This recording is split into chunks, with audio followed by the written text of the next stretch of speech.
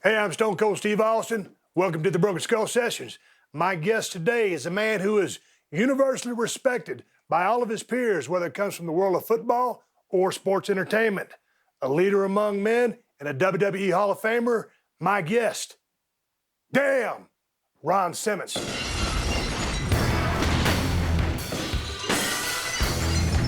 Ron, how are you? Good to see you, old pal. It's been a minute. Yes, it has, man. Good to see you. How you been holding up? Hey, man, you know what? Look, from all the, I got to tell you, from all, and particularly with the football and the wrestling, hey, I'm thanking my lucky stars, brother. I'm upright. So, you know what? Everything's good.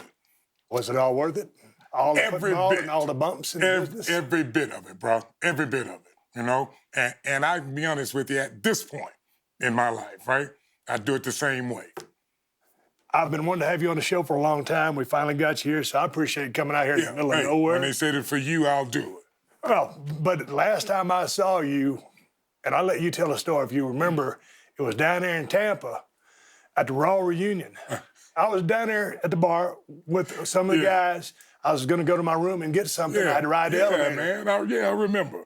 The last thing on my mind was seeing you and particularly being surprised at where I was when the elevator doors open. Listen, man, it was absolutely, I can't tell you, man, it was just a real joy to see you, you know? We go way back. The funny thing, we go way back to our days in Atlanta, but I was in there on the elevator, and you were standing on that floor, and all of a sudden the doors open. And me and Ron known each other for a long time, so he's standing there looking at me, and I'm looking at him. And finally, we both just started laughing our asses off, and we started hugging like each a couple other, of babies. Man. Yeah. You know, and hugging you was like hugging a damn refrigerator. Listen, you know, but it was genuine feeling. Yeah. Genuine feeling, you know, that I have for you, you know, for real. You know, I got a chance to, start researching you and get ready to do the show. I always knew what a football star you were, but I never knew much about your past. I didn't know how you grew up. Right. So when I was watching Legends with JBL, I realized that you'd had a tough childhood coming up. Brother, listen, Steve, you know, I've taken pride in everything I've done. I've never, been a crier and bitching, about things of this nature. But look, the hand that was dealt me as a child wasn't the perfect one by no means. I was this close, my siblings and I, from being placed in an orphanage, okay? Mother died when I was 8. Daddy left us. And I remember when he took the right turn, the day he left, okay, and didn't see him for another 12 years. Moved in with my grandmother. She passed away a few years later. So, all those things that life can throw at you, I've been through it. So there's nothing no one can tell me about the ups and downs of life. I've seen it, bro. Been through it. So how did that change you when you realized that your father wasn't coming back and you got to proceed on with life and make a lot of decisions for you and your family? It grows you up very fast. Believe me, okay? You get another perception of people in general, okay? Your ideas of how life is supposed to go change dramatically, all right? But look, as I'm going on, man, bouncing from home to home, finally I settled with my cousin. All right, and thank God for him and my mother's sisters in order to keep us out of an orphanage, all right? She came down from Detroit, picked up my younger siblings and them, and my older brother and I stayed behind because at this point now I'm 13, 14 years of age. So now the coaches have seen something in me that they came to my uncle and said, hey, look, maybe it's any way possible we can keep him here because we see something in this kid that in the future could pay off for him. And that's how I managed to stay behind and not go to Detroit. And luckily, thank God for the coaches in junior high and seeing this. Was it football you specialized in? Were you also a track star as well? Right. I was a shot put and track, state champion in discus, right? What was your best throw in high school with the discus? I set a state record there, I think. Of course you did. At that time, right? I threw the discus too, and I know you threw it further than I did. Yeah. But, at that time, I believe it was like 180-something or something, right? You threw 180? Yeah. I quit. That's awesome. Is football an outlet for you to channel some of the anger, or are you just a super alpha guy that happened to love football, or was it a combination? You know what, man? That's a good question because a lot of it, I'd have to say, was a combination, okay? But this is how it went for me. I weighed the pros and cons of what I was best at, and it turns out that I'm better at football because of the prowess of the game, physicality of the game, the strength, you know, everything that went into that. And, you know, and that's what I concentrated on the most. You know, that's why I thought that this is worse than anything that's going to get me out of this situation that I'm in. It's going to be football. Yeah, I might not be throwing the discus or whatever. Oh, yeah, right. You know, going back to your strengths as a football player, one of the things that stands out to me when I was watching old footage of you just in the wrestling ring was just this explosive quickness and acceleration. It's almost like no other that I've seen inside the ring. And also, when you're whipping a guy from turnbuckle to turnbuckle or into the ropes, when you send the guy in, he goes. Well, I think that came from the training, from football. Yeah. And particularly, you know, the explosiveness, you know, because at the position that I'm in, absolutely essential as a nose tackle to get off the ball. Yeah. You know, to get your hands on him in an explosive tactic to try to get control. So I'm sure that's where a lot of that came from. You've told this story a million times, but let's just gloss over it so we can get into it. You're right in the middle of Georgia, Warner Robins High School. You're an all-state player. I guess you guys were the national champions that year even. Everybody's trying to recruit you. Everybody assumes because you're a Georgia guy that you're going to go down and be a Bulldog, and Bobby Bowden comes down and wins you over. How did he win you over to leave Georgia to go down to Florida State? Look, people really don't understand the gravity of, look, if you're growing up in middle Georgia, South Georgia, right? Bulldog Nation is real. You understand me? And particularly if you're a high-profile high school athlete coming out, you're automatically projected, right, that you are going to go to Georgia. It's a given. Right, yes. I worked at a battery shop with a very, very great guy by the name of Bill Franklin, right? Did an absolute lot for me as a kid. And he had played for Bobby Bowden. Yeah. And the only thing he asked of me was that I just give Florida State, leave one visit open for them. Yeah. All right? And I owed him that, man. I said, you know what? Absolutely. I'll be more than happy to do that. And I'm going to be absolute honest with you. I had no idea what Florida State University was, Steve. As well as most of the people, you know, because it wasn't on the radar when it came to football. Right. And I'd gone through all of the stages of going through all those recruiting, and most of the ones I went on, you know, they were saying things like, hey, great football player, you know, they'd been used to freshmen coming in, sitting behind someone, learning the process, the ropes, you know, and redshirting perhaps. You know, this is foreign language to me, you know? Yeah, because you're a starter. You want to play. Yeah, and a red shirt, for those who don't know, is you're on a roster, but you're taking a year. You're basically yes. You want to sit on the bench. Yeah. Okay? And probably not even dress. Yeah. Okay? And listen, man, I'm coming off a national championship team. I'm National Lineman of the Year. I'm accustomed to playing. Here comes Bobby Bowden, right? Second year at the university, okay? And he's shooting straight with me and said, listen, I don't have anything to offer you. You know, I'm sure you've heard it all. You know, perhaps even been offered some monies and things of this nature. And he was telling the truth. Yeah. Okay, he was. So he says, so look, I can tell you this. If you come there, right, and there's someone where we feel that we can use you, that's in front of you, and if you beat them out, I will start you. Not just because the guy's a senior, he's gonna stay there, and just off of senior ranks, he will play. If you're a better athlete than him, I'll start you as a freshman. You can't ask for any more than that. Only thing I wanted, man, was a chance. Yeah. That was it, okay? And from that moment on, hey, that was sold. You got to tell me, because I can't find any pictures. I've heard you tell the story a little bit, but the Trans Am, with your picture painted on the hood. Listen, when I figured, hey, it was at my junior year, right? Yeah. All-American. Yeah. Right? Consensus. Yeah, right. Consensus All-American now. All right. Had a nice-looking girlfriend at the time, right? And I said, well, you know what? How about if I remove the bird and paint myself on the hood? You know, fighting off demons. Yeah. Which didn't go over too well because the guys would see me coming through the campus, you know, and I'm a big-time football star now, so, you know, all the girls want to take a ride. I always tell everybody, you got to understand, Ron Simmons is a god at Florida State. And they're still shot number 50. And this is a number that they would retire, the first defensive number that Florida State would retire. Right. And I'm glad you chose that shot because that's a gator that I'm on top of. Right. Thank you. You know? When you look back, I mean, you were a two-time consensus All-American, basically a four-time All-American through freshman and sophomore pickings. back-to-back Orange Bowls, a Tangerine Bowl. Right. You're ninth in the Heisman Trophy Awards when Charles White won Right. it. You go into the College Football Hall of Fame, the Florida State University Hall of Fame. How would you bottom line your collegiate career? Absolutely, brother, overachieved from what I'd ever imagined.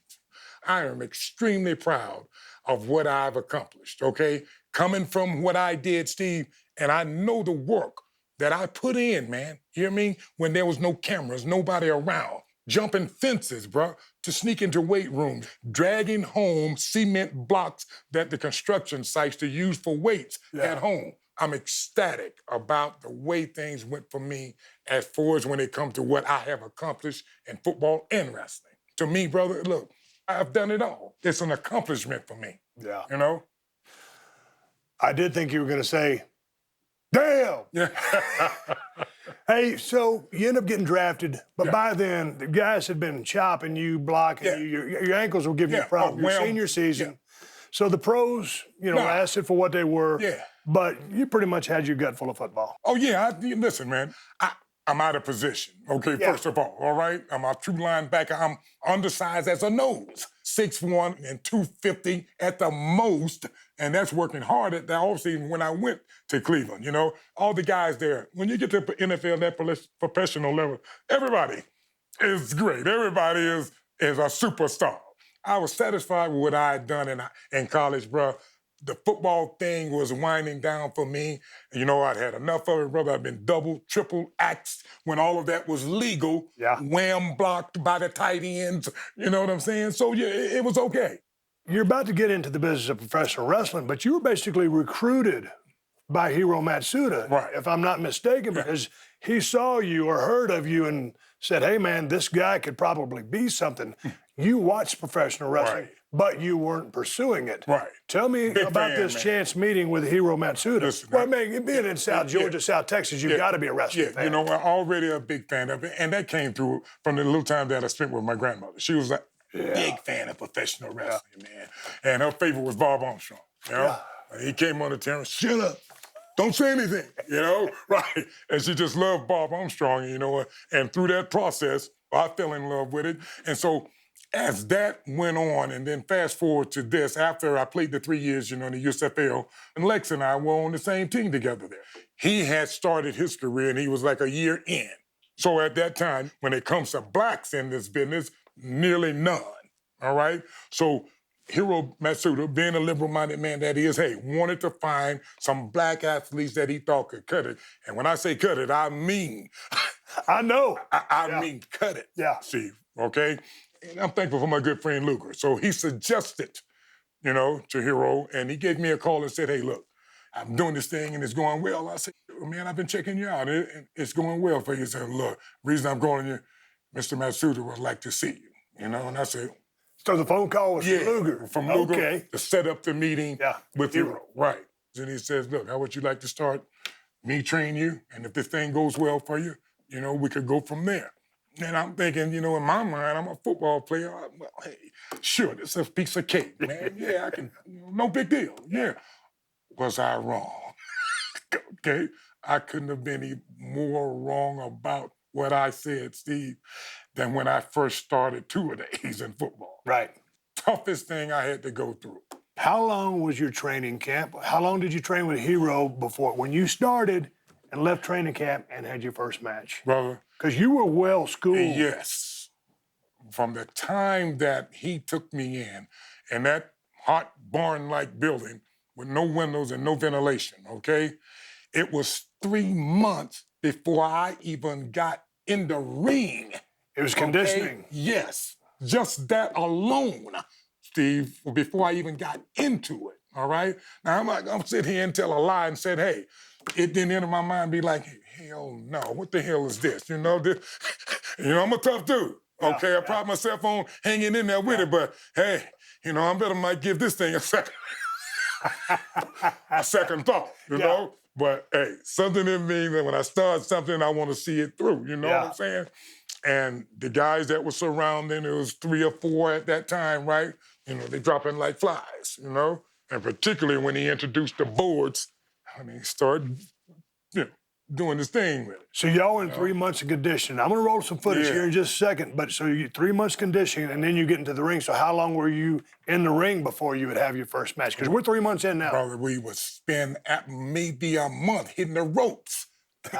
Just hitting ropes. Yeah. So your mechanics, that's why they were so Yes. sound. You understand me? Because he was a stickler for, hey, first of all, wanted to know, all right, if you were going to get in this thing and they could rely on you to be there, and yet, more importantly, Steve, taking somebody else's Right. body and life in your hands. And okay? being safe with it. Yes.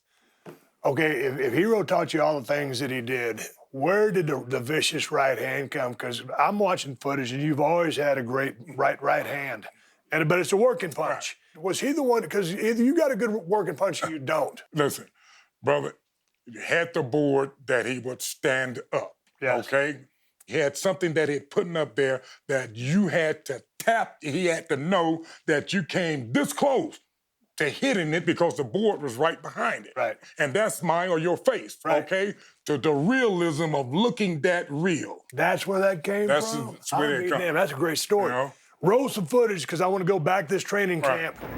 Dewey Forte on the left, I believe, and Ron Simmons on the right with... And so, like, this is just drill after drill after drill. that could go on. And there's that building you're talking about because this ain't no air conditioning. No. It's not the painted performance black center. inside. Yeah. This could go on for an hour. And, okay? and this was conditioning, and guys drop like flies, but he's not doing this to run everybody out, but he's going to see, hey, do you have what it takes? You hear me?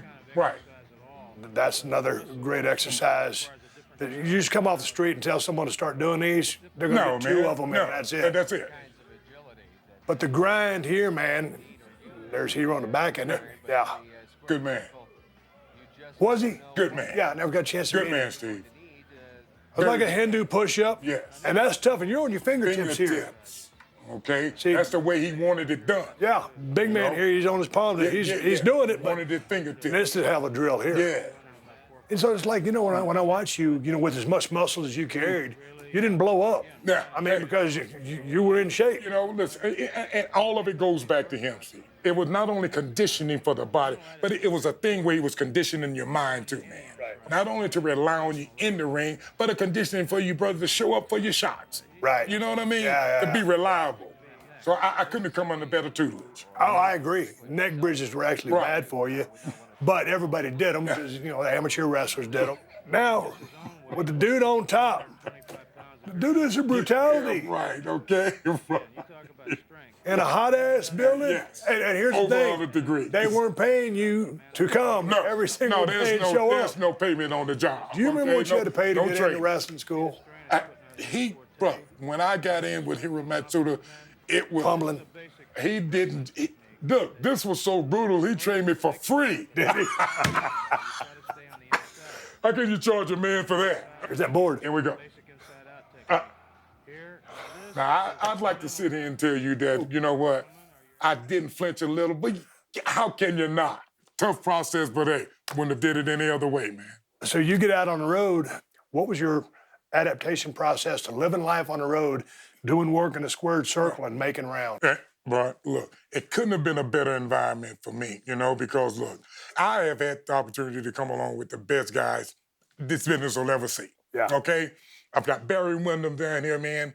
Mike Rotundo, okay? Orrin Anderson, these guys are coming through. I couldn't have been surrounded by better guys, that were willing to continue to help me, when they're on the road in the training process, brother. So, hey, it was absolutely a benefit for me to be in with them, okay? To adjust to the road, leaving home, and having a little baby at this point, right. So things got tough. So did you say, hey, man, this is something I'm just going to keep doing. I can make a living doing this. At that point, right, okay? Now, at that point, I'm with Lottie. We're not married. We're on the road. We're traveling, we're bouncing a little bit, right? Yeah. She's not on board totally yet. You understand me? Because things are tight, man, Yeah, right. And she's like, hey, we're going to have to think, I'm begging her, hey, just give me a little more time. Let's just see where this thing carries me. As a football player and part of the team, right. And you were the epitome of team, right. You played in some of the biggest crowds in college football.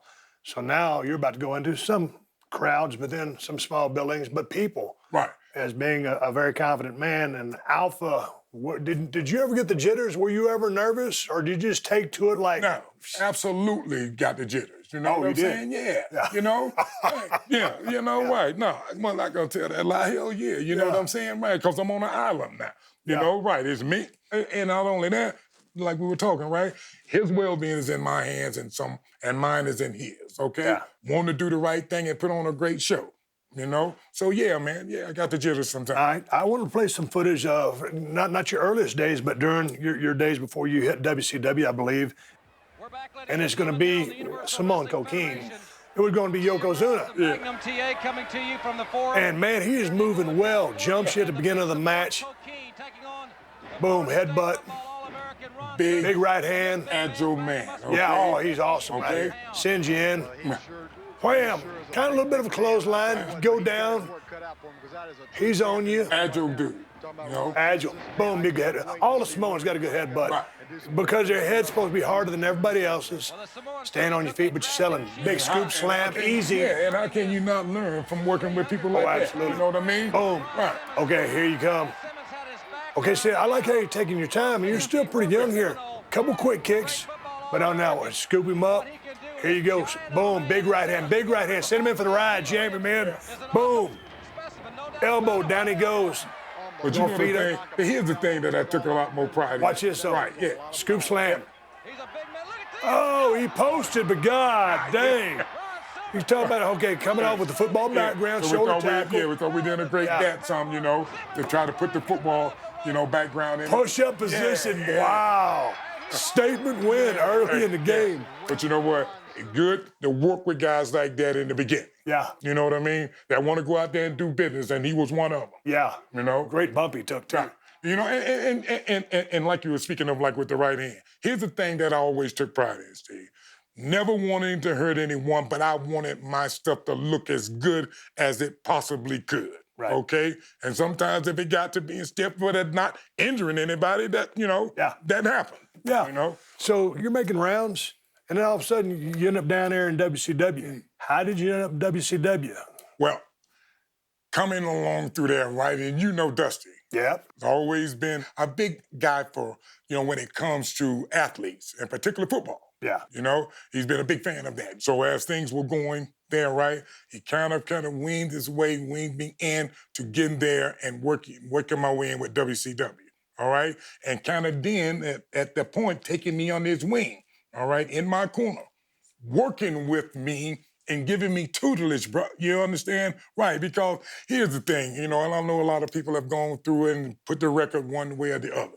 You got great minds for this business, Steve, and then you've got people in there that don't know rat's ass about anything that have been in positions of power, okay? He was one that knew this business, all right? And he knowing that, hey, here's a guy that's got the athletic ability. He's a black man on top of that.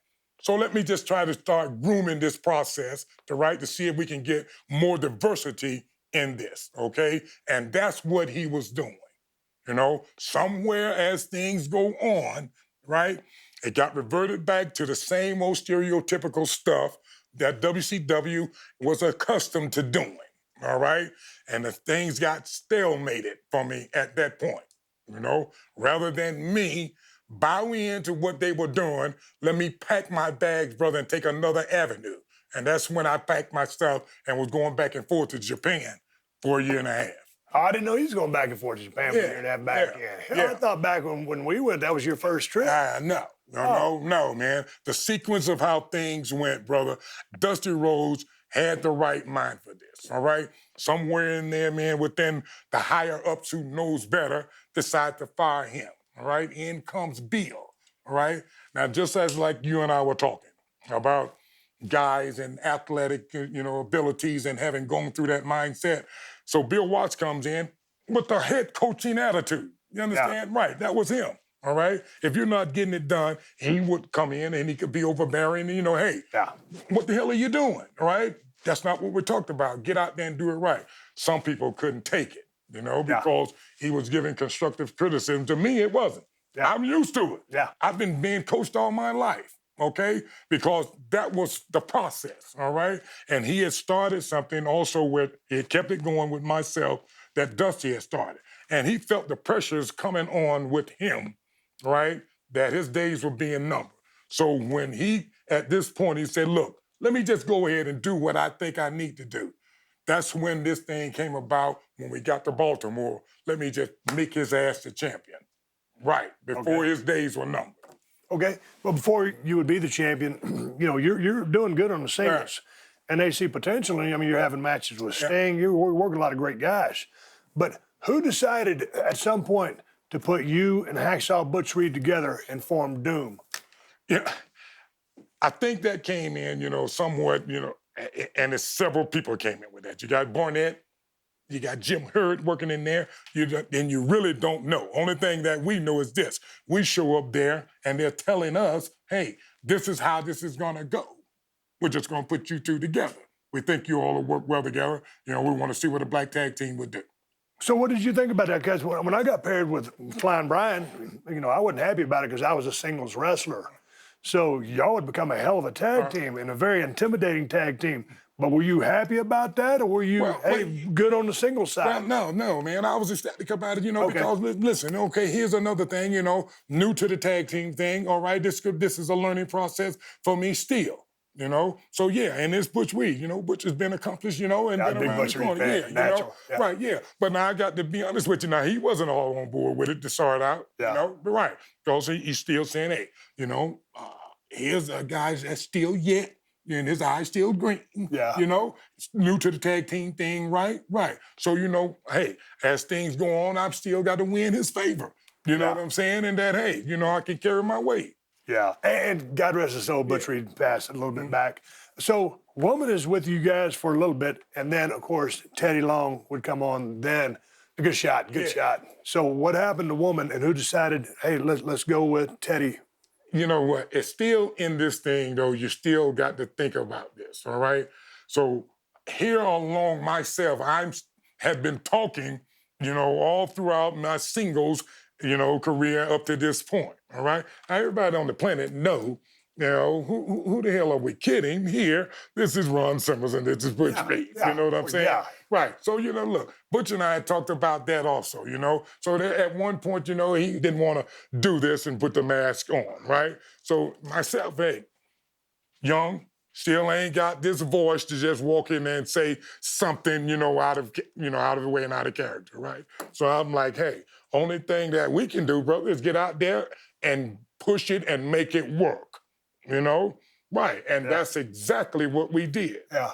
Let's just put the realism in it. Made it a physical style. Yes. Yeah. So, man, I got to ask you, because, I'm watching some of these matches with the Steiners. We're talking about the physical, Right. And there was mutual respect between all you guys because you knew where they come from. They knew where you guys come from. And it was just four tough-ass guys just throwing down. Right. But when you watch some of those matches, they're some of the most physical in professional wrestling and stuff that I like to see and I like to watch. Right.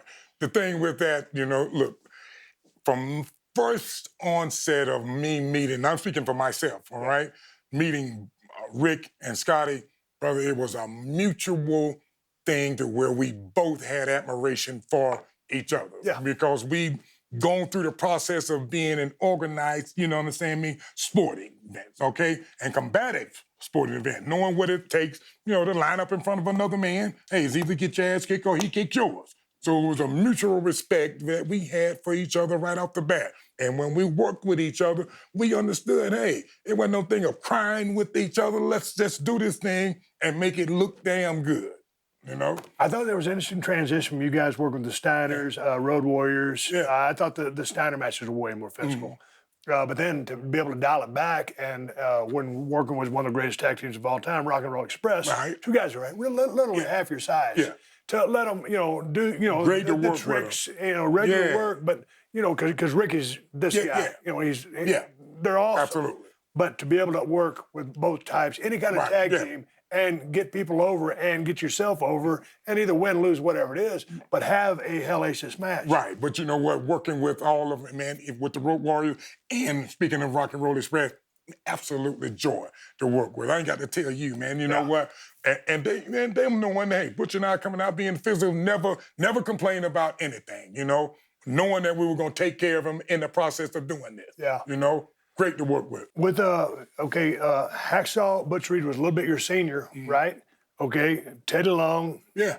So, who are you getting your learnings from? Because your school is a great shot. Right. Both's coming from both. By Hiro Matsuda, such a very smart guy. Right, yeah. So, like when you're riding down the road and you go in the learning tree, Right. all the veterans that took me under their wings, like who's the guys Brother, that really listen, helped you? and people don't understand this about Teddy. Listen, bro, he had gone through all the phases, you know, of this business you can do. Right? Brother, he was pulling the ring, driving the ring to the events, referee, you know. So he's been in other guys' corner. He's seen a lot of this business, and Butch had been around. So, you know, from me, within, you know, me being the junior of both of them, right, hey, this was great knowledge for me. You understand? Right. You know, so I'm still under the tree with both of them. I want to take you back to a match. Let's go Right. back down memory lane. A match many might consider one of the greatest of all time. That's great. And it's a real barn burner between a young, stunning Steve Austin and Ron Simmons for the World Television wow, title. man, that's Everything is on the line. From Hollywood, California. Look at that damn robe. Look at that haircut. Look at the Stunning. receding hairline. Stunning. Right there. Boy, Look at that look, man. yeah, I'm glad I shaved my head. Hey, I never was stunning, you know what I mean? I hadn't fit that. All right, here you are looking like $1,000,000. Those were long tights, and I finally just cut them off. great. Everybody said, hey, man, you need to wear shorts.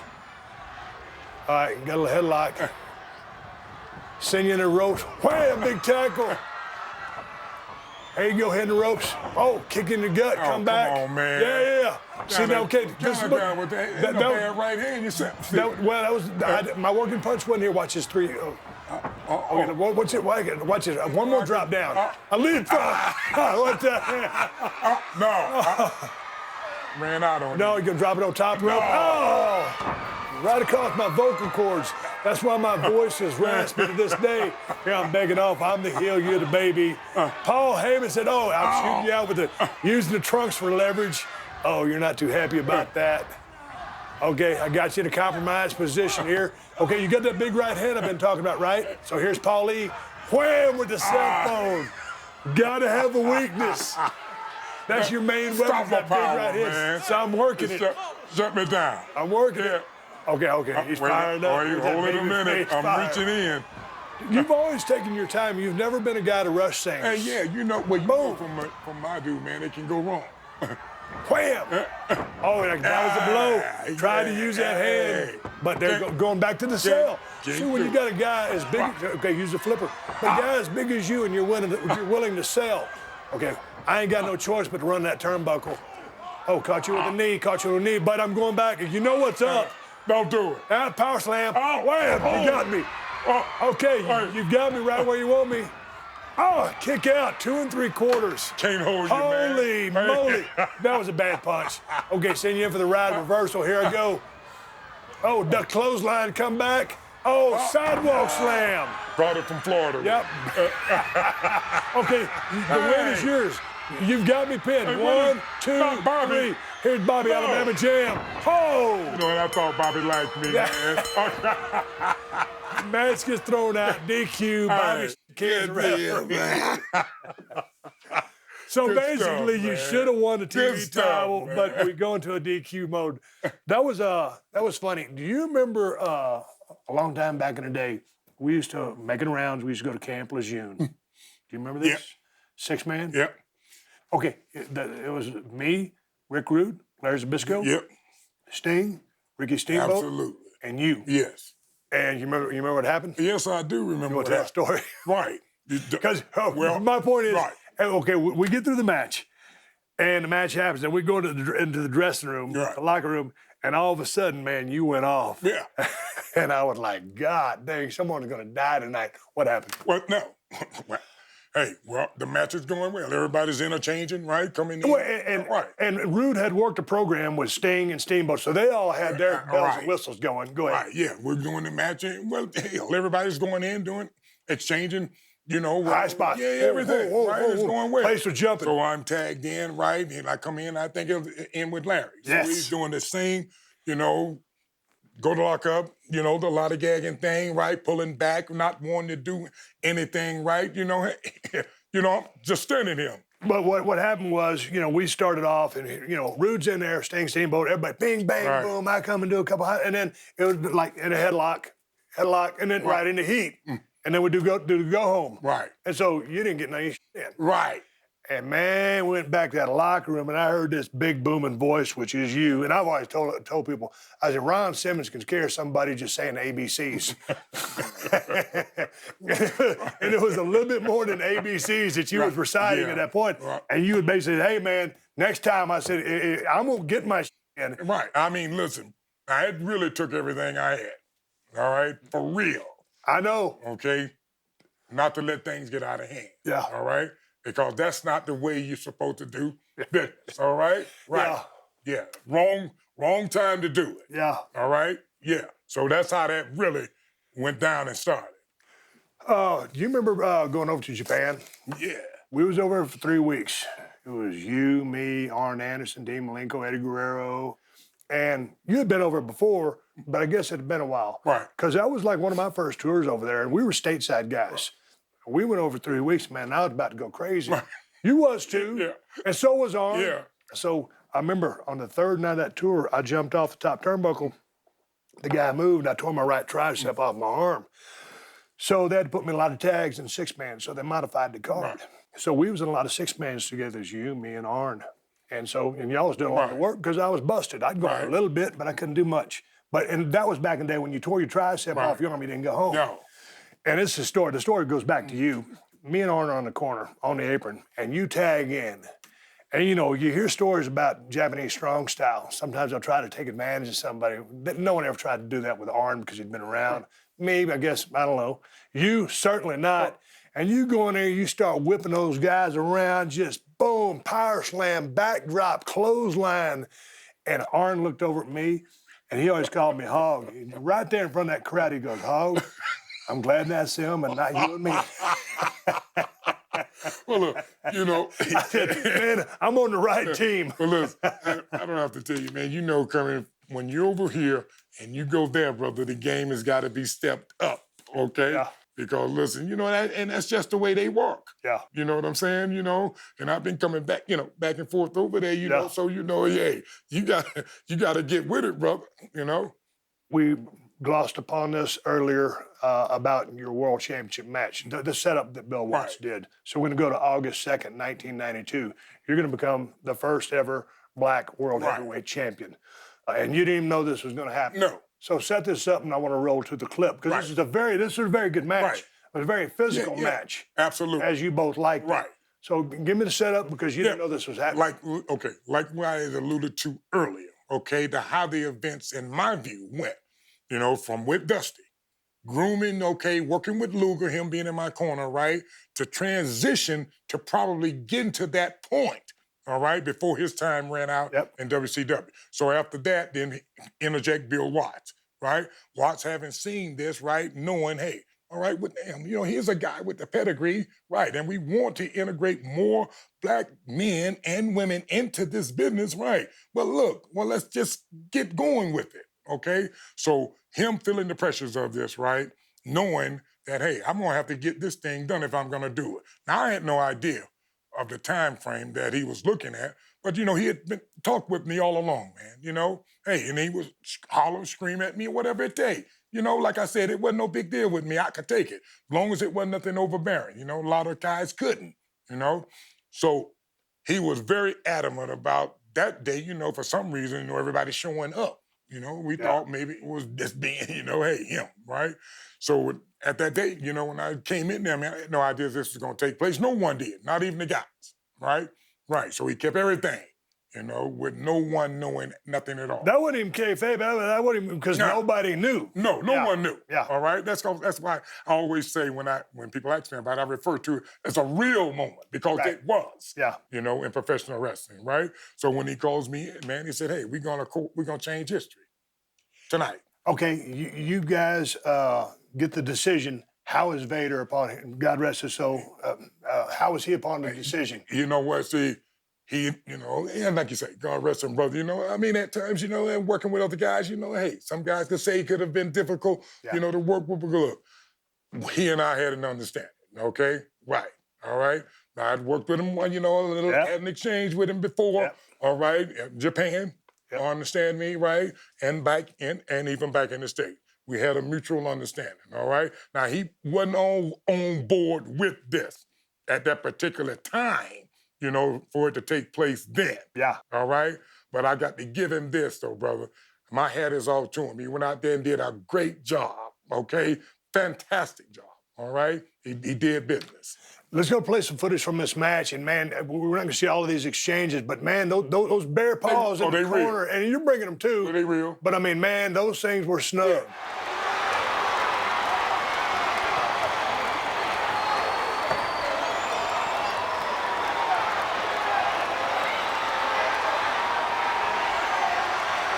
Every time I look at it, man, it's the same thing. Yeah. Okay? He was a big, strong dude. Leon was a good agile dude. man. Boom, big right hand right on the chin. Okay, here we go. That's what he's famous for. Yeah. Boom, It's all those right. shots in the It's corner. cool with me, man. There's, a lot of people didn't want to take those. Yeah, Okay, yeah, House of Fire, here you come back with a big right hand of yours, and he's going to go down for you, man. Yeah. Beat him down. Yeah, Boom. like I said, man, hey, Sledgehammers. listen, man, you know what? Boom. Okay, okay. did it the right way. I've had enough. Big Yeah. fire. Look at the crowd behind you. Okay, pull him up. He's a big guy, but Yeah. you ain't got no Big problem agile guy, manhandling. man. Good right hand. Almost invented the Superman punch. Boom, big clothesline. All right, fired up. Crowd's with you 100%. How old are you here, Ron? Maybe about 31. Oh, God, you're Yeah. still a baby. Yeah. Okay.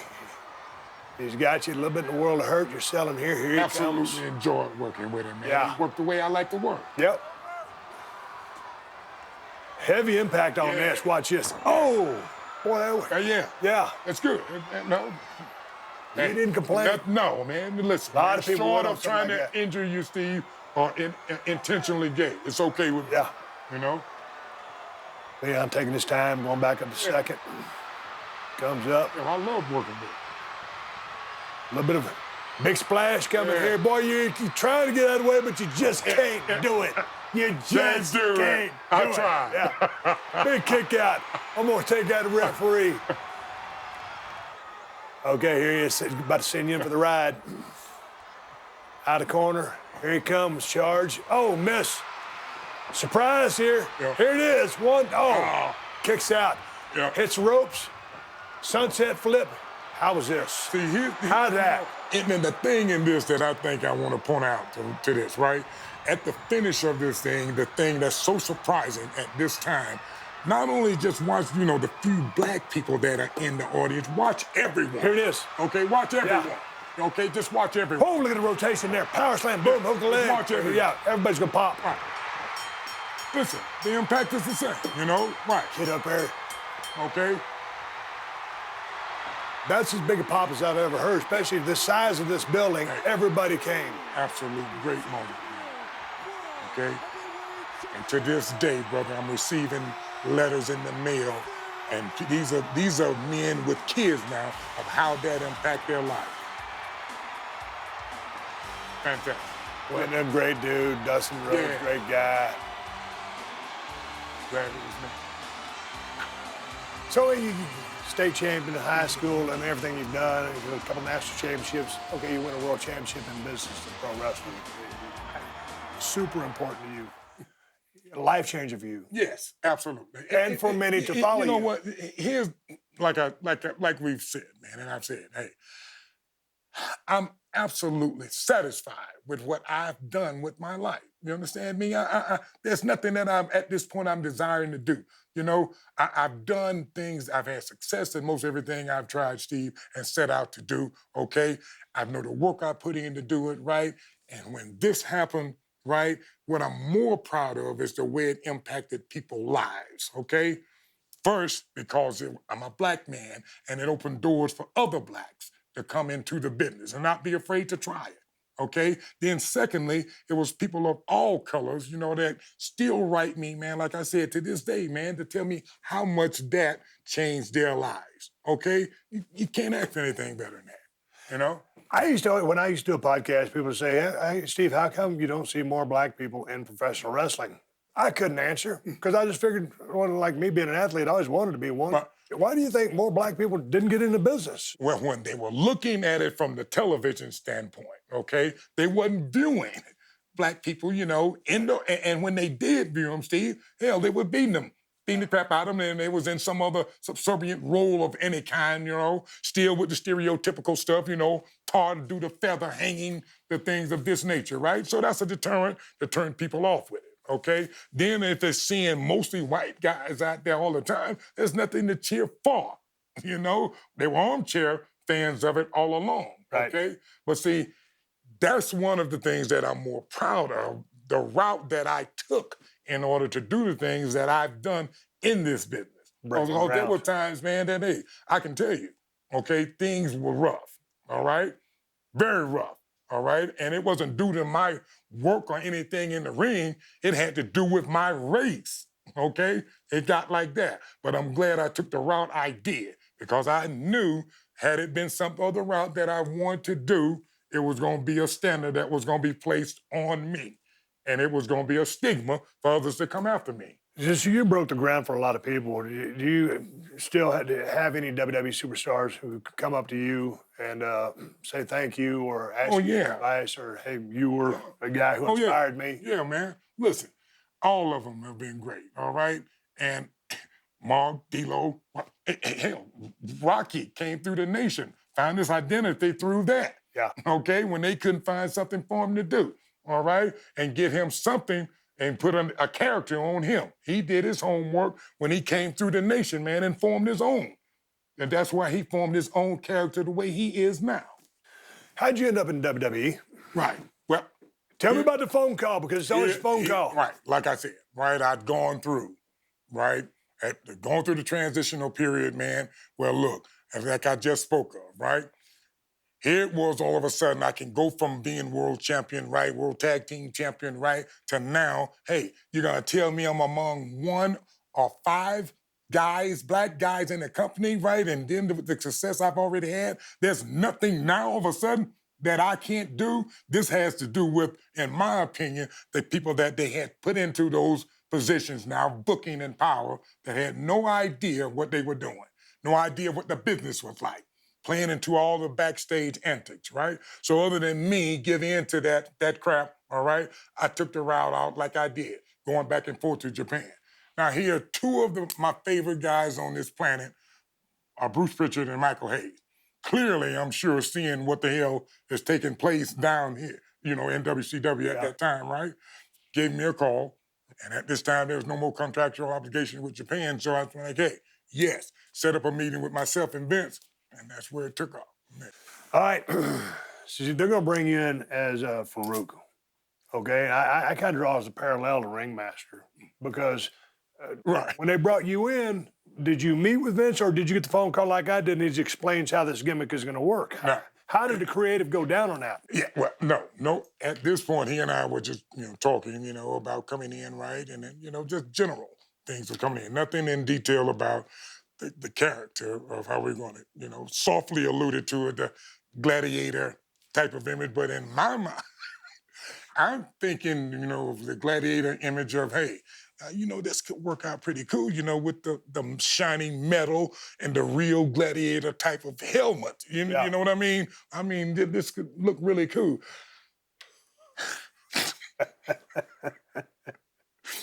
Never in my wildest imagination, okay, could I have dreamed that the gladiator soldier would be wearing a leather helmet, okay? But now, listen, and yeah. I'm laughing with you in there. You know, and I'm on the flight up, I'm going home, you know what I mean, about excited about this thing when I'm going to be fitted, you know, for this outfit and this thing, right? So I'm all getting myself ready for the shiny metal, you know, and then I envisioned someone putting it on me in the ring, you know, and all of that, right? So when I get to the studio where the guy's fitting me for it, right, I'm looking around for the, for the objects, the suit, the armor, right, and I don't see it. And so I asked the dude who was fitting me, I said, well, bro, where's the suit? He said, well, there's some of it, right over there. And so I look over and I'm like, where? And he says, right there. I said, wait, hold on a minute. I said, well, what's this? He said, oh, that's your helmet. I was speechless, okay? Right, I literally, right, I couldn't say anything. Now, I mean, first thought was that, hey, I looked at the phone, I got to call Vince, about this, right? But better judgment prevailed. I'm just getting this shot, okay? Right. So I had to do some soul searching with this thing, right? And on the flight back home, brother, it's a million things going through my mind. So I get home and my wife says, well, how'd it go? Did the suit look like you? And I said, well, no, I didn't even know how to tell her. Right? But I told her it was made of leather, right? She laughed just like we're doing now, right? And told me to stop kidding, right? Here's the deal. So when I'm doing the research of this character and looking at this outfit, I'm like, hey, okay, now this is how this is gonna go, man. It's either you're gonna step out there and you are going to be the laughing stock of this entire business, or here's how you're gonna have to do this. You're gonna have to take this guy out there and make him just kick people's ass, okay? And that was the only other route that was left, okay? With that being said, and a few more questions before we move on, I want to throw to some footage of your WWE debut. Okay, we got a tag team match in progress. Okay, there's your debut. Make the attack. Shawn with the big right hands on the smoking guns. Wait a minute, what's this? What's going on? Okay, Ahmed's out there. Boom, put the boots to him. Okay, referee trying to get you off. Sonny is with you. Okay, he's going, boom, big right hand. Okay, Shawn with the kick, try to get you off. Pat Patterson backing you off, and here you are, about to turn around here. Referee's trying to get you. This is your debut. And then here's this shot there. You that helmet. The baby, I mean, that's almost baby blue. Yeah, they could have at least painted it before. But it's almost like USC Trojans as far as the helmet. Yeah, but the medal is what I can. Well, here's the thing. Yeah. If you remember, when you showed up on the scene, everybody knew who you were. Well, we'd all known each other. But then even if you didn't know you, when you put that outfit on, like 99.9% of the guys would have got laughed out of the business. Nobody said to you about that outfit because that's the respect that you had in the locker room and you had just came in. If you remember, we affectionately referred to that as a skull bucket. Yeah, right. But nobody said shit with a mouthful because, hey man, the gimmick ain't no good, but that's Ron Simmons wearing it. So I didn't know if you knew that, but that's the way it went down. Did you think there was any chance that this gimmick could work? No. Okay, right. Absolutely not. Why do you think, the question I had was, why didn't Vince capitalize on your All-American football career and the fact that you're Ron Simmons and, in the South of God and revered around the United States as this football player? And your voice, I always thought you should have been doing voiceovers your whole career because of your voice is, like I said, it's one of a kind. Right. I just thought, why didn't Vince say, hey, man, this is Ron Simmons. Let's go bring him in as Ron Simmons. Yeah, well, you know what? I don't know. I'm thinking maybe at the time, the roster was compiled of characters. You know what I'm saying, man? And so maybe we're more in tune with trying to create characters other than looking at the persona of the guy himself. Okay, that being said, as the Attitude Era begins, a lot of the bad gimmicks died. And the presentation becomes more reality-based. So take me through the genesis and the formation of Nation of Domination. Well, now I'm thankful for that character, okay? Because what he did was that he set up the Farouk, you know, the nation Yes. Farouk. That Farouk had a slight bit of that belligerent arrogance in him, although he wasn't as vocal, you understand, Right. as this Farouk, because him being with Sonny, being more of the mouthpiece with Right. her, right? But his character was along those lines of militancy, but he actually set this guy up. Was there any real life influences that helped shape the nation's image that you wanted to represent to the audience? Absolutely. Okay? It was a natural process for that guy to voice out some of the things that he had been holding in that had to do with racial injustices for real, in the real life, okay? That had to do with people in general, you know, white and black. How he really felt in some ways about people. It was a process to where, hey, and they would come to me, you know, with some things to say. I'm like, are you kidding me? This guy would never say, oh, and by the way, who's Farouk? What? That's not a by the way No, guy. no. Here's what it is. Yes. Yeah. You know, right, yeah. So absolutely, man. You know? It's kind of a who's who of alphas because you got Godfather, you're the leader. Right. You know, Mark Henry's one of the strongest guys in the world. D'Lo, tough guy. I really don't know how tough D'Lo is. And an amateur wrestler, a hell of a hand. And while we're talking about D'Lo, this is a fact that we discovered while we're doing research for the show. D'Lo was actually in the crowd when you won the World Heavyweight Championship down in Atlanta against Vader. Wait a minute. As a fan. D'Lo was in attendance, right, when that happened, right? Absolutely. When I became world champion. Yeah. No. So, you yeah, you kidding? didn't know it then, but I mean, so that's how. I did not know that he was there, man. He never mentioned it, you know? Absolutely. But you know, I gotta say this. Throughout all of the years now, he and I, there's probably not a month that go by that we don't talk. Really? Oh, every month. Next time you talk, ask him. I'll do it. So you got a lot of alphas, Godfather, Mark Henry, D'Lo Brown, Rock. All these guys attributed a major part of success to you, but all of these guys, as I've talked to them, said they learned from Ron Simmons, that Ron Simmons took them under their wing. Ron Simmons gave them advice. Well, look, man, like you know, I've been with you and known you for a great many years, man, and seen you and how you've conducted yourself. You took the time to learn from others and took criticism from others, all right? The same thing with me, all right? And that's the process that I'd gone through. Hey, if you're in there, you're to enhance others to keep the business going. And that has changed somewhat now, right? Every one of them, willing to learn and would ask advice about certain things. Rocky, all of them, you know? Hey, some of the phrases that I would say to them guys behind the scenes. Hey, he took it and made $1 million off of saying it, you know? Would you guys travel together at all, or at least a few of you? Yeah, all of us, man. You know, What's going on in a change in 300-mile and out, drive? Now, because what's going to be going on in a 300-mile drive? Because I imagine these going to be a little bit different than what we're going to get to here in a minute, you and the drives with JBL. Right. So are you booking territory? You just say, hey, how can we make this better? Or, like, what's the trip? No, I mean, you know, no. We you know, because of, you know, the number of us being in, you know, we could change up, you know, one guy right with the different ones, right? And that kind of thing, you know. But for the most part, man, you know, it was the thing that I love the most about all of us being in the nation, man, look, we got along well, okay?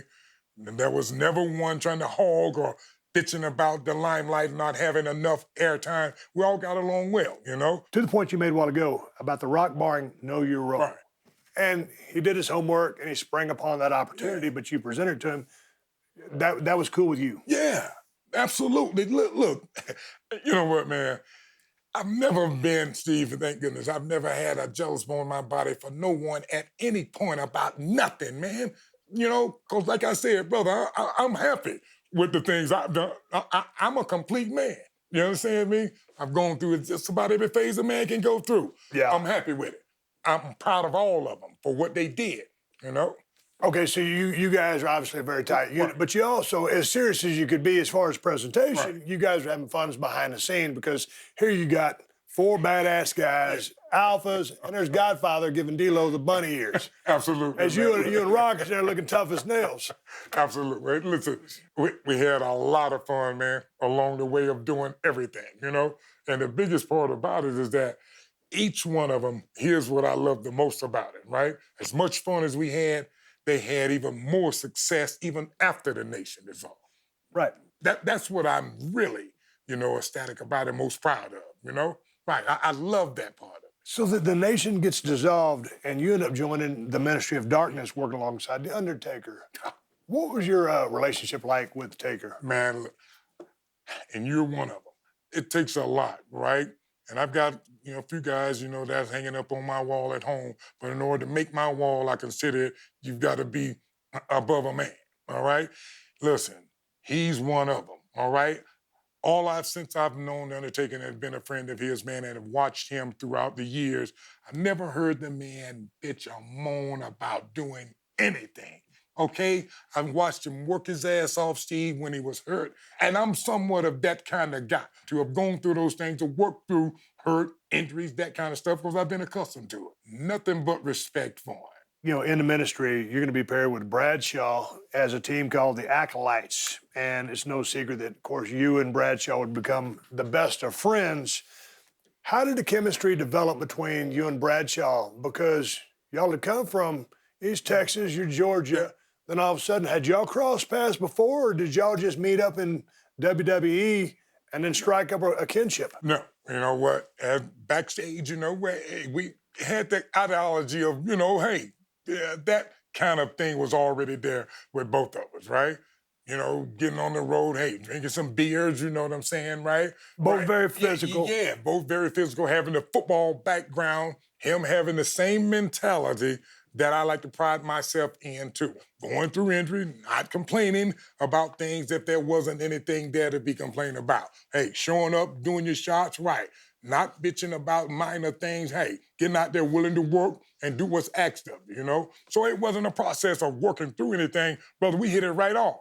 So how did the Acolytes become the APA? I think it got to the writers that came up. I think it was when they introduced it right with Bradshaw, right? Saying like, well, look, everybody's, always wanting somebody to come in backstage and help them out with a certain thing, right? How about we just morph this into you guys being hired, for protection, right? And I think that's how it basically got started. I'm glad you said it because I want to play some footage of how the APA became open for business.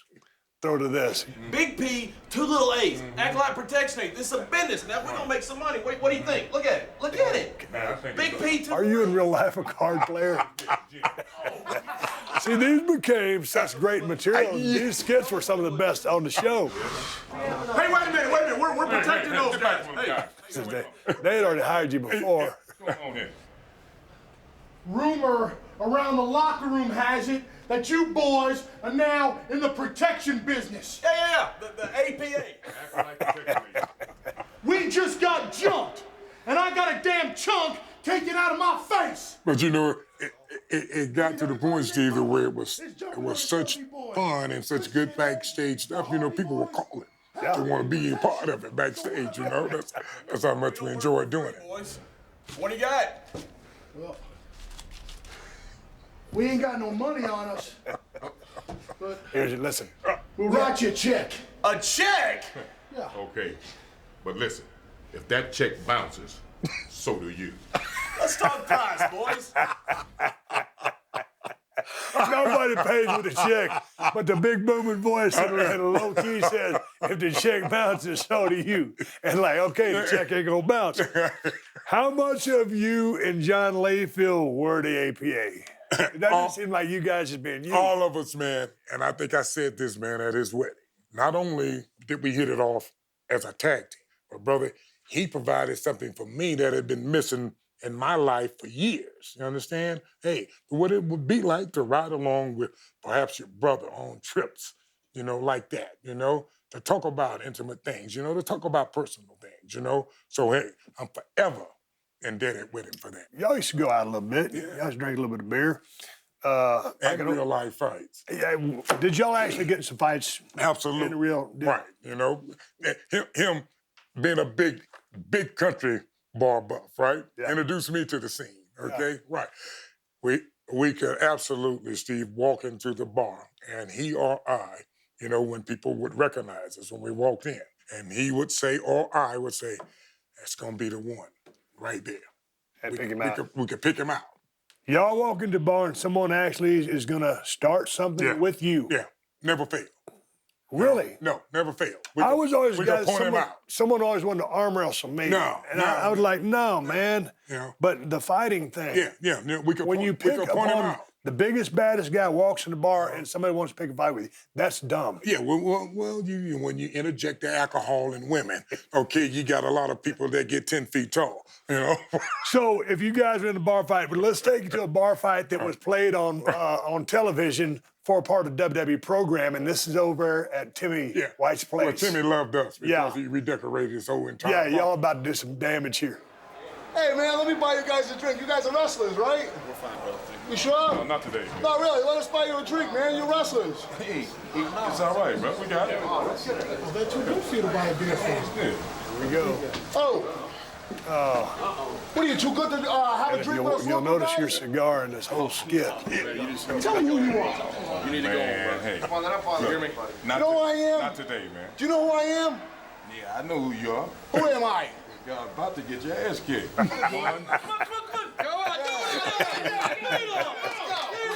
See, now, if you'd have told me that, I'd turn around and walk away.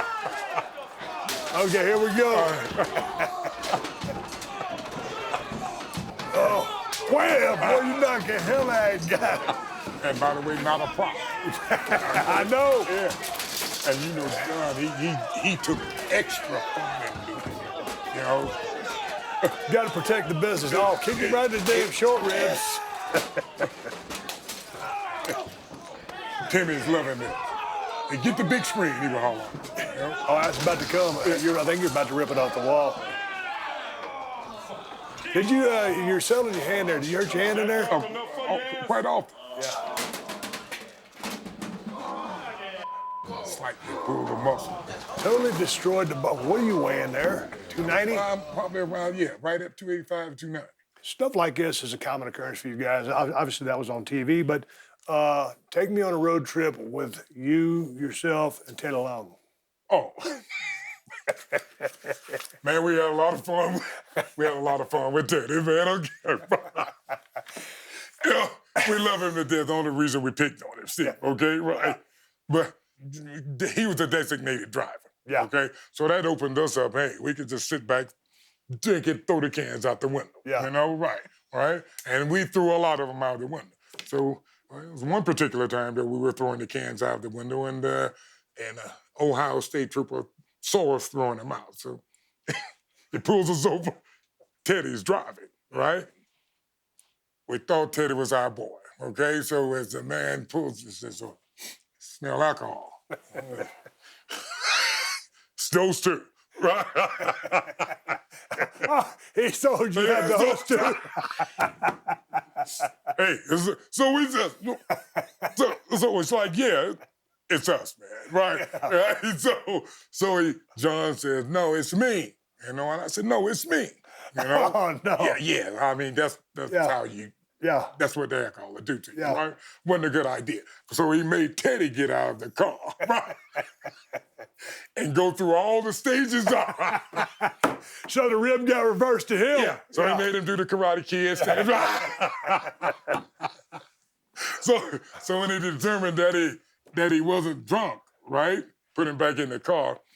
Now me, I having the smart mouth in the back seat. So the guy says, well, you all are gonna have to cut that drinking out. And I said, what? You smell alcohol? I said, well, what are you, a bloodhound? Oh my God. Not good. Right? Couldn't leave it alone. Couldn't leave well enough alone, right? So he calls for backup, right? We're thinking, well, this is it, right? So Teddy, I mean, he's cursing John and I out. You stupid, right? Everything, right? Yeah. So as it goes on, the other cop shows up and said, hey, well, I know you two, I know you guys, right? And with, yes, right? You do. Yes, you do, sir. And here are the belts, right? Right here, right? And thank God he was a big fan, man. He wanted to take pictures with him, and that's how we got out of it. Do you remember the time that I heard one story? I can't remember the details of it, but y'all pulled over to take a break to take a leak. Yeah. And then 2 people got in the car and pulled off. Yeah, Teddy again. What happened? Okay, well, we're doing the normal thing again, man. We're ragging him, right? You know, we did our normal process. This is outside of Chicago. Yeah. Blizzard, you know, 15 miles an hour, can't see, you Yeah. know, leaving the shot, getting caught in the storm, trying to, you know, make it to the next shot. So we all got to stop, you know, to get the beer out of us, right? So pull over, and it's a blizzard. I mean, big flakes, brother, covering the car up. If not for the headlights, you wouldn't know that it was there. So I'm still outside. John finishes, right? Gets back into the car, all right? And Teddy's mad. He just gets in it right as quick as he could and just speeds off because he's mad. So, I mean, they probably get John, as he says, about maybe 5 minutes down the road. So, you know, John said, well, when are you going to stop joking? And he said, joking about what? He said, run. You know, he said, well, what do you mean run? You left him. He said, stop it. He's back there. You know, run, what do you, stop bullshit. You know, right? That kind of thing, right? So he looks back and I'm seeing the lights. Yeah. As they pull off, you know, they start fading. I'm like, hey, this is not funny anymore, okay? Because the jacket, everything is in the car, right? So this ain't funny.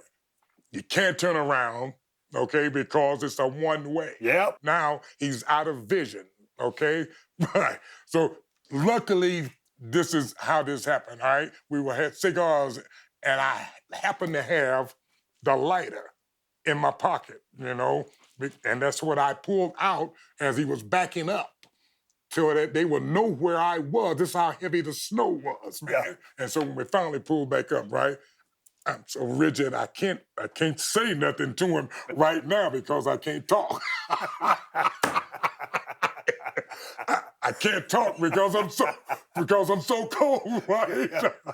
I want to get into him, but I can't, right? I'm so cold. He's just apologized. Hey, man, I didn't know you were out there, you know? Sorry about this, right? And you son, but I still can't get it. I still can't get it out, right? I ain't never been so froze up you can't give an ass whooping. But man, it was good riding with him, man, you know? Hey, we've had Undertaker on the show a couple times, and one of the things he always touched upon was wrestler's court. And John Bradshaw was terrible. He could be bought out so easy, and a lot of times you're the bailiff. Do you remember any of those days? I mean, just fun times. Yeah, they were always fun, but you know what? They were fun times, but you know, they were serious. Yeah, it was going to be like a rib on a square. Yeah. Yeah, you know, before it gets too bad, hey, you know what I mean? right Which here. people don't understand. You know, they always thought it was just, you know, along the joking lines, you know, but it was joking in spirit, but it was serious. It was waiting for the boys to kind of say, hey man, police the boys. what you did was not cool. We don't need outside force. We're going to do this ourselves. Right, you know what I'm saying? In a fun way. Right, and it basically... Because the next step ain't going to be good. Right, yeah, you know, and what it got down to, like you say, essentially, hey, you know, it was something that, hey, you know, it ain't good ethics what we do, you know, on the road or to one of the guys, you know, or girls, you know what I mean? Right. So that was a way of us getting to the bottom of it. Before we bottom line, no pun intended, the APA, I want to play one more clip, and this is with Rebecca Romaine and LL Cool J.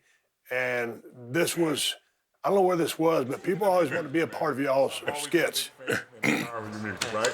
There's one song I've always wanted to know about. Right. How did you come up with the lyrics for Mama? You know that ain't important, man. No, how did you come up with it? No, it was, you know, I just... Hey, you don't say, oh, play some cards. No, play some cards. No, they want to play cards. This ain't no interview, man. This ain't 20. Turn up a little bit. Back up. Oh, Miss Rebecca, listen. I know how you Hollywood starlets, y'all the beard up. We got some foo-foo drinks for you. Y'all stop with the umbrellas. We gonna get you drunk. And then we're gonna Good stuff. Yeah, they got alcohol in them. We're gonna try to take advantage of you. What do you have? You guys have a beer, right? Oh, sure. Can I have a beer? By all means. Take what you like. Anything you want. Hey, man, this is so cool, man. Look at it. Okay, here's a setup. Here's a setup. A supermodel in beer. I'm in heaven. There is a God. Damn. All right, so you know, that's planting the seed of what's to come. Right. But it goes without saying that the fans have fond memories of the APA when it comes to the Attitude Era. Right. Because a lot of the physicality, Right. the beat downs, the legitimacy, but the humor. It was two guys Right. being funny Right. without selling out Right, and right. looking like sissies. Right, you know. It was just funny stuff. Yeah, man. Put the bottom line on the APA and your run as, you know, during the Attitude Era. Brother, in listen, Layfield. absolutely among the top, along with becoming, right? First black champion, right? Ranks right there, brother, with a best period from me that I've got to say in my career. Great time, like you said. The package was there for getting in the ring, right? With the physicality and the style of the way I like to work. Plus, coming backstage and you know, and breaking that ice up of having, hey, giving the people another side of it. You know, hey, you can't act for nothing. It's pretty interesting. Two of the toughest guys on the roster are actually really funny and can make you laugh. Yeah, you know what I mean? It's one thing, you can beat a bunch of people up, but when you have range and can do different things to entertain, Right. it And the best part about it, man, is coming from a hard-lined character. Yeah. Okay, the way that I had been, you know, beating people up, you know, and with the Farouk character in the Nation and before, you know. Yeah. Right. So you're coming from a legitimate athletic background, the toughest guys to ever be in a business, and the latter part of your career was a lot comedy-based. Right. But was it nice to worry not so much as far as taking bumps or sustaining any more of the beatings, because you're going to start slowing down a Yeah. little bit here, and this is when you're about ready to kind of start Yes, maybe easing out. yes, I am. I'm nearing 50, 49, right at that point, right?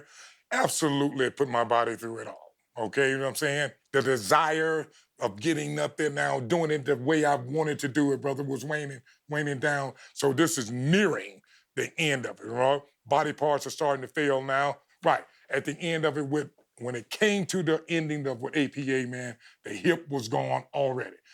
Like I told you, I never said anything to John about it, you know, because I watched him go through a process similar to me of trying to find his way and build this, you know, some niche and some character for himself in some way in this business. Never complained about nothing, always been there for me. So I wanted that to go as well as it could for him to morph into where it was gonna take him. So my hip was going to need a replacement. Shoulders were giving out at this point. Say, yeah, at this point, I'm ready for it. You know, I'm ready for it to wind down.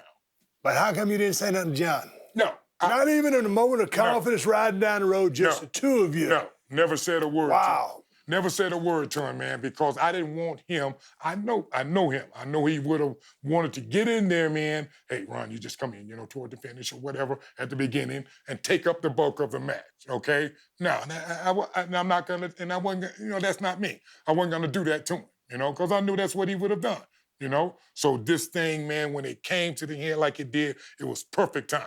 I was satisfied with it all. Right. You understand me? Hey, I've had enough under my belt. I'm okay. And so then when you decided to ride off in the sunset, you Yeah, were it was pleased with okay. everything Yeah, you it was done? okay with me. Okay. You know? Okay, so the body of work speaks for itself. Yeah. And in 2012, you would be inducted into the WWE Hall of Fame. And JBL is going to induct you. Earlier, or at some point in time, you inducted Godfather. Okay, so play some footage from 2012, your Hall of Fame induction. And we'll talk about what this means to you. You know, Such a great speaker. this whole evening I just sat back there, but you know, I tried to just put this all and harness it into just one word, but I just could not come up with it. So, Timing. And you still ain't gonna give it to him. Yeah.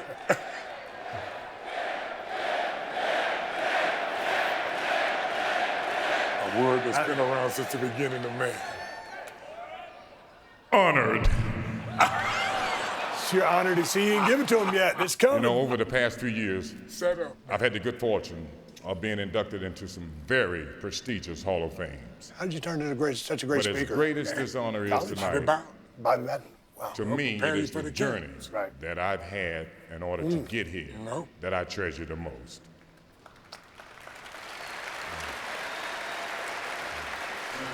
As a human being, we all try to live and leave a legacy of something that we're most proud about, that is very endearing to our heart. And for me, I can tell you without question, it is becoming the first black world heavyweight champion.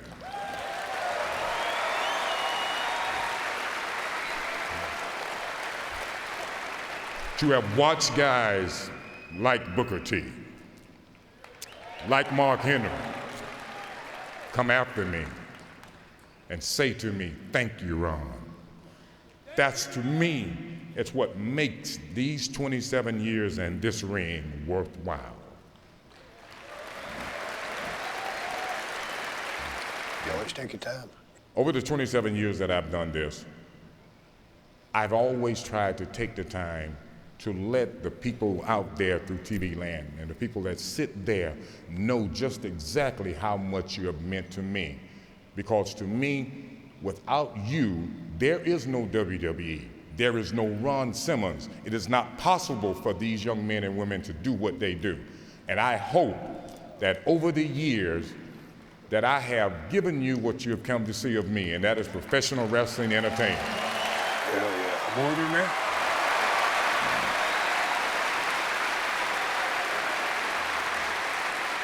This whole thing has been so surreal to me, and I just really could not put it all into just one ball and sum this whole evening up, so I'll just... Look at the timing. It's the timing. It's You gotta hilarious. go out the show, man. You know? You gotta go out the show must go on, man. Right.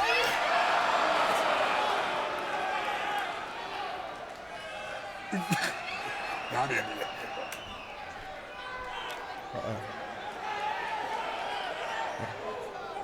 Damn!